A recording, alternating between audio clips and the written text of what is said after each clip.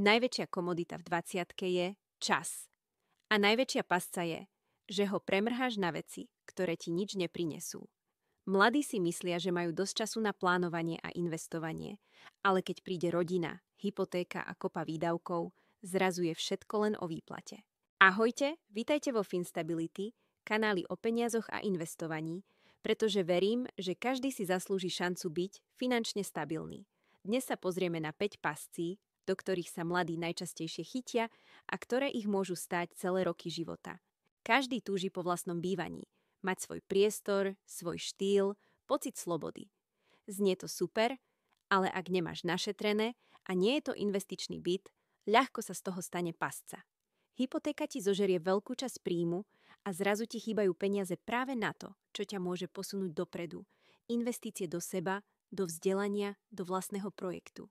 Preto pamätaj, finančná sloboda má dnes väčšiu hodnotu než byt, na ktorý ešte nie si pripravený. Druhá pasca, do ktorej mladí často spadnú, je kúpa auta, na ktoré reálne nemajú. Nový, lesklý model, pocit frajera. Znie to super, ale realita ťa rýchlo dobehne. Auto nie je investícia. Hodnota padá hneď, ako ho vyvezieš z predajne. A ešte horšie, aj malá porucha, servis, splátky, poistka ťa môžu stať stovky. Nekupuj auto, aby si zapôsobil. Radšej investuj do seba a svojich projektov. Sloboda a finančná istota majú väčší lesk než nový model. Tretia pasca je život nad svoje možnosti. Nový iPhone, značkové veci, drahé darčeky. Všetko to vyzerá cool, ale tieto veci strácajú hodnotu rýchlejšie, než ich stihneš splatiť. Dávaš peniaze na veci, ktoré ti nikdy neprinesú späť ani cent. Žite skromne, investujte do seba a do budúcnosti a nemajte potrebu zapôsobiť na ostatných peniazmi. Štvrtá pasca, do ktorej mladí často padnú, je odkladanie sporenia a investovania.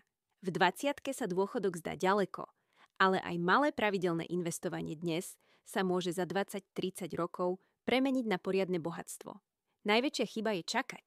Ak začneš investovať v 20-ke, máš 10 rokov náskok. Čakáš do 30-ky, práve si prišiel o silu úroku za 10 rokov. Čas je jediná vec, ktorú si kúpiť späť nevieš. Čím skôr začneš, tým menej budeš musieť vkladať neskôr. Piata pasca – nedostatok finančného vzdelania. Nikto nás neučil, ako peniaze fungujú. Škola ťa naučí vzorce, ale osobné financie, ktoré vám pomôžu fungovať ako dospelí, sa nenaučíte. Výsledok? Ľudia končia v dlhoch, pretože im nikto neukázal, ako peniaze správne používať. Čas, vzdelanie a peniaze ti dávajú obrovskú výhodu. Bohatstvo nie je o tom, koľko zarobíš, ale čo spravíš s tým, čo máš.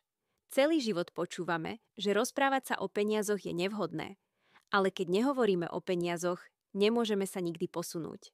Toto je Finstability, kde otvorene hovoríme o financiách a učíme sa z chýb. Od prvých krokov s rozpočtom, cez investovanie až po trading. Nie som finančný poradca ani expert, ale viem, že bez správneho finančného vzdelania ľudia robia chyby. Napíš do komentárov jeden krok, ktorý tento týždeň podnikneš.